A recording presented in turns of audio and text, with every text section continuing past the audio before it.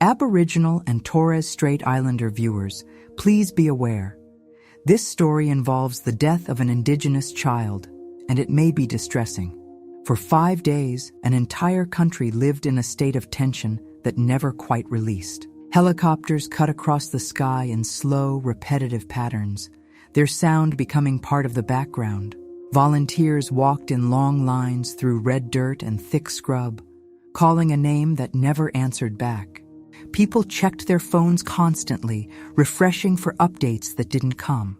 And somewhere in Alice Springs, a mother sat with that unbearable kind of silence, the kind where every second stretches and every ring that doesn't happen feels louder than one that does. Then, just before midday on Thursday, April 30th, everything shifted. Search crews moved through dense bushland about 5 kilometers south of Old Timers Town Camp. And there, they found a small body. Police said they believed it was her, a 5-year-old girl, a child her family would now call Kumunjayi Little Baby, a cultural name given after death to honor her and protect her spirit. This is Close Circle Crime Stories, and this case is one that forces you to sit with something uncomfortable. Because this didn't happen in a distant place, or between strangers passing through each other's lives. It happened inside a small community where people know each other, where trust isn't questioned, and where something broke that trust in the worst possible way. The night it all began didn't feel different. April 25th, a Saturday evening, at Old Timers Camp, a small cluster of homes on the edge of Alice Springs where maybe 40 people live, most of them familiar with each other in ways that go beyond names. These kinds of places run on routine. Gatherings happen, music plays. Conversations overlap. People move in and out of each other's homes without thinking twice about it. Kumunjayi was there with her mother, surrounded by people they knew. It was, by all accounts, an ordinary night. But there was someone else there too. Jefferson Lewis, 47 years old, had only been out of prison for 6 days. 6 days after serving time for violent offenses, aggravated assaults, domestic violence breaches, repeated failures to follow court orders. His history wasn't hidden. It was documented, known, and still, he was there, inside that same space, moving through that same gathering. Earlier that evening, police had actually visited the camp for something unrelated. Their body camera captured Lewis clearly. A bright yellow shirt, a gray and yellow cap, standing among others. Nothing about his behavior raising immediate concern. The officers left, logging it as routine. There was no reason to stay. No indication that anything serious was about to happen. But sometimes, the most important details only become visible after everything is already too late. Witnesses later recalled seeing Jefferson Lewis walking away from the gathering, holding the hand of a small girl. They believed it was Kumunjayi. There was nothing about it that immediately triggered alarm. In a close community, adults and children move around each other constantly. People trust what they see because it usually matches what they expect. And that's what makes this moment so difficult to sit with, because it looked normal. They walked toward a darker area behind the camp, away from the lights and noise, into a space where visibility drops off and sound doesn't carry as clearly. That decision, that direction, that quiet movement away from everything familiar, it would become the last confirmed sighting of Kumunjayi alive. Later that night, just before 11:30, she was placed into bed. Her clothing was noted: a dark blue shirt with white ring stripes, black underwear. The kind of detail that seems insignificant in the moment, but becomes painfully important later. Then her mother checked on her again. The bed was empty, and the sheets were still warm. That detail alone tells you everything about how quickly this happened. She hadn't been gone long. There hadn't been time for distance, not yet. At 1:30 in the morning, her mother called police, and from that point forward, the situation moved out of normal life and into something else entirely. In the early hours, police and emergency crews searched the camp and surrounding areas, moving through darkness with limited visibility, trying to cover as much ground as possible. By morning, additional resources began arriving, and by the time Monday came, the operation had grown into something much larger. This wasn't just a local search anymore. Helicopters circled overhead.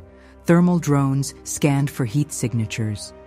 Tracker dogs moved through terrain that most people would struggle to navigate. Mounted police and off-road vehicles covered ground quickly, while Aboriginal trackers, people with deep knowledge of that land, moved carefully, reading signs that others might miss. Hundreds of volunteers joined in, people from nearby towns, local businesses, organizations, all walking, all searching, all hoping for the same outcome. The search stretched across 6 square kilometers, expanding as each hour passed without answers. But by Monday morning, the tone changed. Police stopped calling it a missing person case. They called it what they believed it was becoming: an abduction. And at the center of that shift was Jefferson Lewis, who had now disappeared at the same time as Kumunjayi. While search teams continued moving across the landscape, investigators focused on the area behind the camp, the place where Kumunjayi had last been seen walking away. What they found there would redefine the case entirely. A Duna cover, a bright yellow shirt matching what Lewis had been wearing, and a pair of child's underwear. Forensic teams moved quickly because in cases like this, time matters.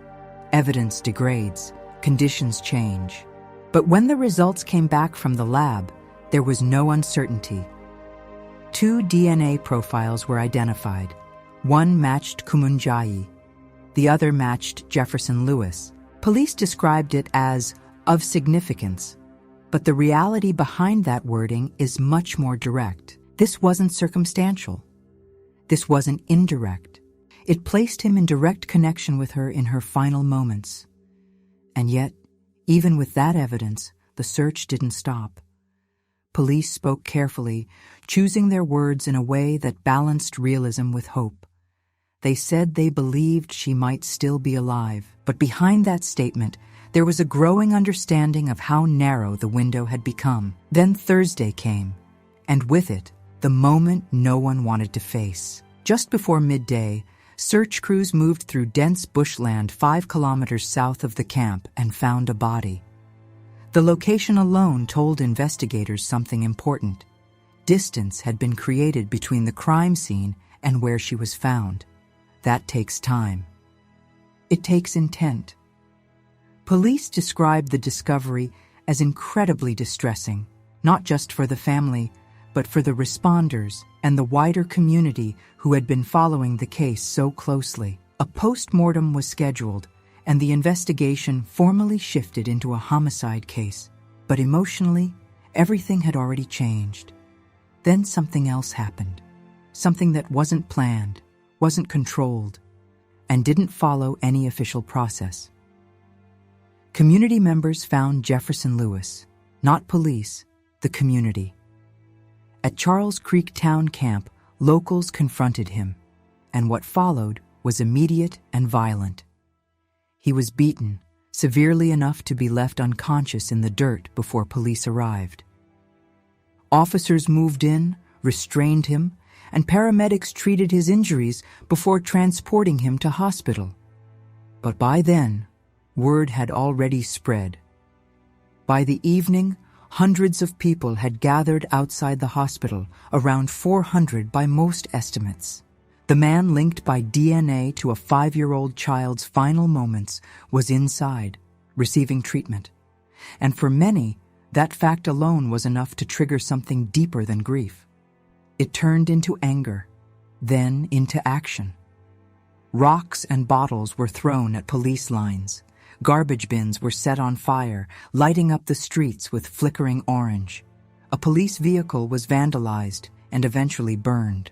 Ambulances were damaged and forced out of service, leaving emergency crews unable to respond to other calls for hours.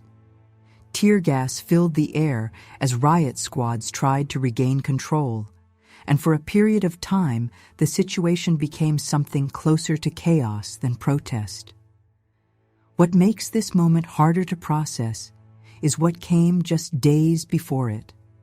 The same community had been walking side by side, searching for Kumunjayi, supporting each other, working toward the same goal.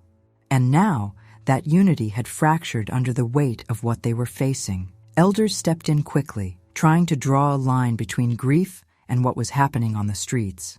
They made it clear that this wasn't cultural payback, not in the traditional sense. Real payback, they explained, is structured, controlled, guided by elders to restore balance. What was happening now wasn't that. It was something uncontrolled, something that risked creating more damage. At the same time, police made their position clear.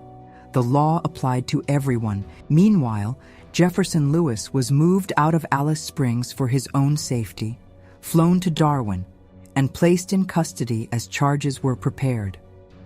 There's a detail in this case that stays with you, no matter how the legal process unfolds. Jefferson Lewis had been free for 6 days, 6 days after a documented history of violence, assaults, domestic abuse, repeated breaches of court orders, 6 days before a 5-year-old child disappeared. That timeline isn't complicated. It doesn't require interpretation. It sits there, clear and difficult to ignore. Kumunjayi Little Baby was 5 years old. Her family gave her a cultural name to protect her spirit, to honor her in a way that continues beyond what happened. Her brother has already said that when he sees her again, he's going to give her the biggest hug. It's a simple statement, but it carries everything that was lost. The people who searched for her, many of whom didn't know her personally, now carry this story too. The miles they walked, the hope they held on to, and the moment that hope ended. The case will move forward now. There will be court proceedings, forensic evidence presented, timelines reconstructed in detail. That process will take time, and it will focus on accountability within the legal system. But outside of that process, there's a question that doesn't get resolved as easily. When someone shows a pattern of violence over and over again, and is still released, and something like this happens, where does responsibility actually begin? And more importantly, where does it end?